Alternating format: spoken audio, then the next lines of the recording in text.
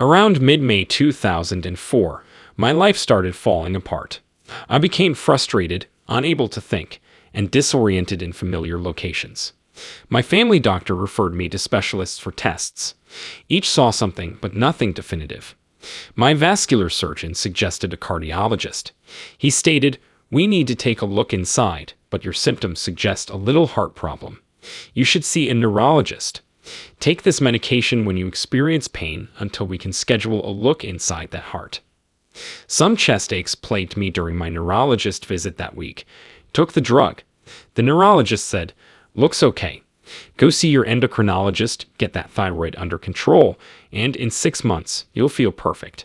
But I'll order an electron and a scan just to be safe." By noon on May 27, my world crashed. My head felt like someone had sucked out my throat and blood. There was no blood. When I could see and think again, my back, chest, and shoulder blade hurt. "Okay, I'm dying here." I went outside, sat down, and called 911. 5 minutes later, they hooked me up to monitors and whatnot. "Nope, we'll take you to the hospital. Doesn't look like a heart attack, though." I was seated in the hospital waiting area. "Here, fill out these forms, and we'll call you." A nurse entered and said, "Hi, Mark, let me see the forms." Well, I would if I could. I am having a hard time moving. The nurse and my wife took me to the triage area. They looked at me funny. "Smile for me," said the nurse. I consented. "Raising your eyebrows for me, squeeze my hands." They laughed at me. My wife said, "What's wrong with me?" "No, I don't want to hear this. You've had a stroke on your left side." My feeling outweighed my heart anguish. My eyes started to water. My God, what is happening to me? I was admitted to the coronary care unit, monitored, given blood thinners, heart meds, and chest pain medication. The diagnosis was confirmed by a neurologist who ordered tests. He claimed they didn't like the heartbeat and summoned the doctor. Heart specialist arrived the next morning. "Well, you've had a stroke. You're going to be all right. We are going to do an angiogram on the 1st of the month just to check it out after the holiday." I felt and ate better on June 1. I was well with the angiography. In the morning, they prepared me for the procedure, led me downstairs to the lab, and began. After healing, my wife would visit. Minimal operation and recovery pain. There was no problem with my wife. My angiography doctor told me there is a problem with the right coronary artery. "We will fix it tomorrow. We will transfer you to the main hospital just for safety. In the morning, you will be just fine." Okay, I'm scared, but okay. Knowing the procedures were risky, I got the documentation done before the stroke. As a precaution, I gave my wife power of attorney. I prayed that night for Jesus to lead and advise them. I saw my church's pastor and requested him to pray for me. I was ready. Everything would be perfect. June 2nd morning, I awaited transportation to the main hospital. The transportation team was late. I was scheduled for the 10:30 a.m. operation. In summary, I arrived at 10:30. I was seen by my wife. I said, "If something should happen, you have the paperwork. Everything will be okay. I'll be in recovery when you get there." The nurses picked me up at 11:00 a.m. They instructed my wife to wait and will notify her when I was done. They took me into the suite to prepare it for the cardiologist. They draped me, put up local anesthetic, and played the doctor's favorite classical music. Enter the doctor, commencing process. Provide local catheter insertion. I absorbed the roommates' and doctor's conversations. They told my wife about an hour to an hour and a half, and it went on. The moving camera puts pressure on my chest. I hear them discussing stent and catheter pressures. Suddenly, the doctor says something really wrong. Oh, I think, what?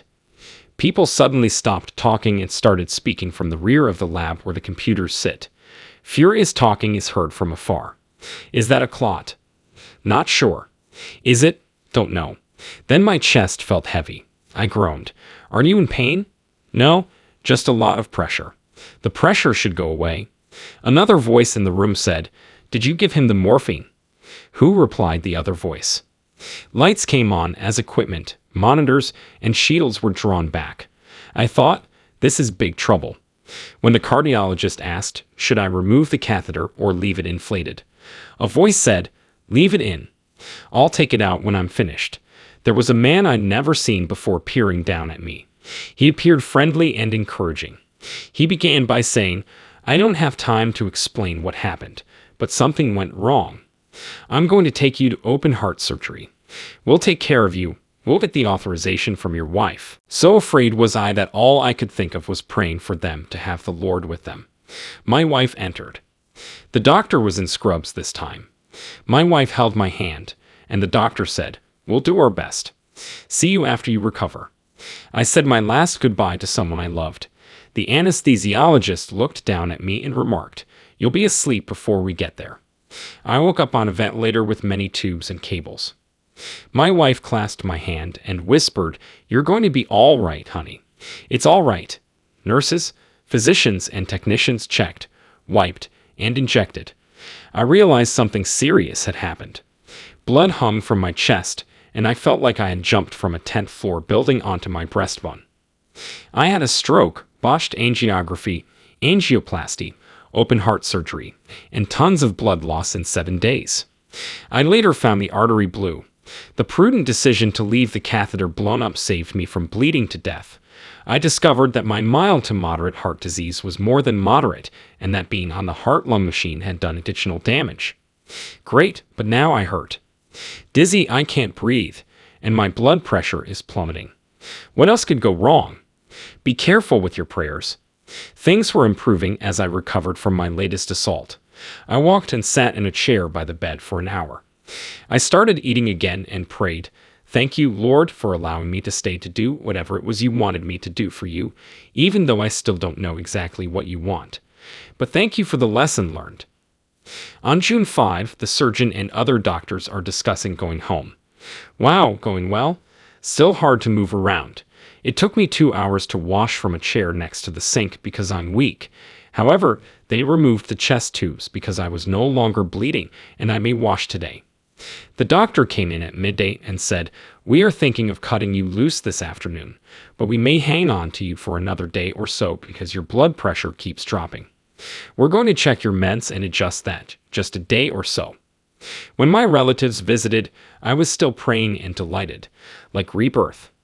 On June 6, I was ready to rest at home and do what God desired. I believed I would discover it and fulfill His request. At 6:00 a.m. on the 7th, I was restless. The nurses changed over at 7:00. I didn't see one until after 7:30. I waited for hospital meals since I was hungry. Breakfast, what? I forgot what I ordered. No matter, I simply wanted to eat.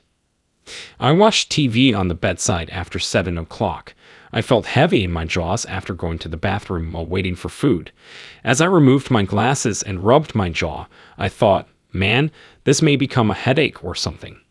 Nothing some food won't help. I was excited when the food trays came off the elevator. At 7:30, I was thinking about supper and going home.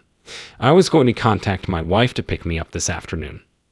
The most fantastic journey of my life began in less than a minute. A sensation of foreboding struck me. I felt no discomfort or blood flow. I murmured, "Help me, please. Help me, God. Help now." I was no longer in a hospital room, but on a lovely road.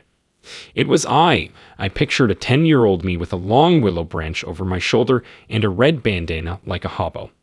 I knew some folks and didn't know others. We smiled as we passed on that road, and I was in amazement of the most gorgeous road I had ever seen, with incredible intricacies. A mountain I saw as a child came to mind. Looking up from the road, I saw the mountain. The mountain, the most gorgeous I had ever seen, had colors, shades of color, and shadows that no human language could express. I saw and felt as if answers were flooding my thoughts before I could ask. God permeated everything. It seemed like the promise of being filled with what your soul wanted was fulfilled at that instant. Everything your soul required was met before you asked. Time does not exist here since there is no distance. Everything your soul wants to know is done. You know you're spiritual. Never before had I felt so satisfied. I met my Lord at the perfect place and was accepted in His house. How cool is that? I felt like I had come home from perfection to be born into sin, live in imperfection, never truly knowing God's wonder, and then finding oneself at His door as He welcomes you. A voice from nowhere but everywhere said, "Mark, You must go back." "No, I can't go back," I protested. The voice repeated, "You must return. I have given you a task you have not finished." "No, please, God, no. Let me stay." I was nude and moving backwards through the darkest darkness at breakneck speed. Huge lightning bolts went in all directions into the darkness from my feet to my head. Lightning was dazzling, but it didn't pierce the terrible blackness. My eyes opened and my right arm swung. I said, "No, please stop doing this. Stop. Let me go." I looked forward and saw a stadium full of people cheering to save me. Everyone was shouting numbers and instructing others, making a huge noise. Someone held my hand to my left. A young woman appeared. She looked deep into my eyes, into my soul. The noise stopped, leading me to hear her voice. Her eyes stayed in my soul. Her voice was angelic. She said, "It is not your choice now, it is his." I stopped resisting and flailing, ceased fighting with arms, and ceased declaring. I heard a nurse say "clear," a machine beep, and a loud hum in the distance. My final memory was 15 hours later. Returned by God. Why did God return me? Did he send this girl to help me do his will? She helped me return to reality. I think so. He honored his promise. I must. After this remarkable adventure, I woke up without a respirator and felt my body's spirituality alter. It became clear as I opened my eyes after 15 hours of travel. Instead of seeing with the mind, these eyes looked out at the world like my soul. Everything had greater importance than I had ever considered. All my words, gestures, and facial expressions mattered. I grinned from the heart and sobbed from gratitude. As feeble as I was, breathing was hard. Every breath was hard, and my body hurt inexplicably. However, I was grateful for the experience. Living for God's mission gives every agony and breath meaning. I felt like God breathed into me whenever I needed air. Everything I said felt like God wrote it, and I was reading it. Instead of thinking on myself, I focused on everyone I met. Everyone else became significant, and I told the 2 male nurses who cared for me that night what happened. I told them about a nurse-looking woman. Her name was unknown, but I could describe her. I informed them she appeared on my left side that day, and thanked her directly for assisting me. One remarked, "The way you described her, it sounds like Debbie, and she worked that morning. When I see her, I'll ask." A knock on my door 2 days later in an intense coronary care unit mid-morning. "Come in," I said. My chamber was entered cautiously by a young woman. I said, "You are Debbie, aren't you?" "Yes," she murmured, returning to my left. She took my hand. "So happy to see you doing so well after what you went through."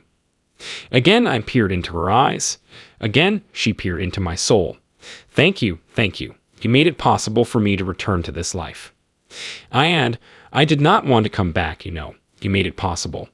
God placed you there at just that time. Even the words you said to me, God sent an angel. You did help me return to this world. My sadness and gratitude shone in my eyes. I saw the Lord's Spirit in her. This made sense to me because I kept thinking, I will never leave you alone. I will send an angel ahead to prepare a place for you. And my Father's favorite verse, I go now to prepare a place for you, for in my Father's mansion there are many rooms. While my chamber was being finished, my Father dispatched me on an errand in God's house. I wasn't sure, do angels exist? I now know they exist and are always present. The soul looking out in their eyes makes me kneel before them and thank them every time I see it. Thank you so much for your presence, Lord, in this being soul. On June 10, I started moving and need constant supervision. To prevent abrupt cardiac death, my doctors are considering a chest defibrillator. The doctor discussed the risk before installing the gadget the night of the 14th. To ensure the device worked, they would stop my heart twice and shock me. Shaving followed sink washing. I prayed for everyone who would be in surgery the next day. I looked in the mirror suddenly. Again, I peered close. Was anyone there? The new me, who was within me? I no longer recognized Mark's eyes. I spoke, "Who are you?" to the eyes at me. Answering gently, "It is the new Mark. The old one no longer exists." I asked, "Good Lord, what do you want of me?" A soft voice said, "You need to love more. You need to accept love more, be forgiving more. Keep in mind what you were privileged to see, a world that few would remember. Most important, love is the answer. I was shocked. My eyes were filled with tears, and I kept saying, "Thank you for the new me. Oh, thank you." My eyes are now opened. I now understand the church song, "Open the eyes of my heart, Lord, I want to see you," which has shattered me. Now I see with my heart, not my mind. I saw God. I realized I had seen him often in my youth. He showed me so many things on earth as in heaven, but just what my eyes could see. I now understand that the Bible claimed heaven and earth were perfect at creation. Earth was perfect for man to have everything. Because our predecessors disobeyed, the planet is imperfect. Are you ready? God asks us when we transition from one imperfection to the next. Your predecessors had perfection, but were not ready for it. Are you ready? I had to die to grasp that. God asked and showed me, but I chose the human method. My method was best. My body died peacefully and beautifully. The return trip was difficult. I was so afraid that the darkness and anguish made me feel like I was being rejected from the wonderful existence forever and sent to hell. Please learn God's grace before dying. Some learn the hard way. Some only understand when that relationship is threatened with withdrawal. Open your heart and see the grace and power of I Am. Believe that He is and that He has prepared a home for you without sorrow, suffering, or human constraints. No distance, no time, as your soul desires. We cannot conceive how the soul sees what it wants to perceive, knowing everything quickly and realizing that God is in everything forever. He is perfect and always with you. After dying, I realized how much He was my buddy and how significant His love was. His counsel is right. Just ask and listen. God screams occasionally but mostly whispers. Why just listen when He yells? I left the hospital on June 17th, 5 months ago. My life has changed since then. I've contacted my daughter and grandchildren, whom I hadn't seen in a while. I met, saw, and had fun with them all. I survived 3 hurricanes and their damage with my family. We went weeks without amenities. We had moments, but each other was more essential. Whether this writing will continue is unknown. I could say more, but I'll let God do it. Pain, pleasure, insult, and harm have I endured. However, it is the point. God gave me everything for His purposes, not mine. If He gives me more time, I'll continue His work.